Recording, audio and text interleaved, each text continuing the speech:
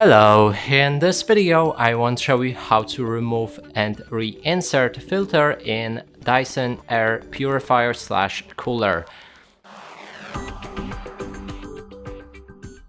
To do this, first we'll need to flip our Dyson Air Purifier to the side.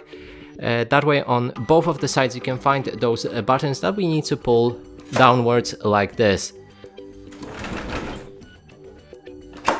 Then remove one of the covers. Inside we can open the hatch with the filter, and here just pull on the filter to remove it. Now if you want to reinsert it,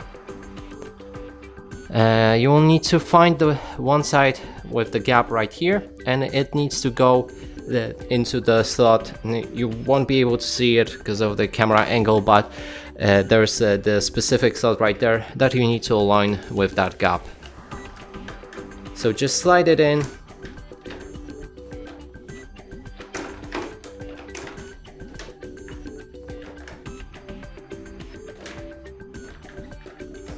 Like this. Then close this hatch and apply the covers.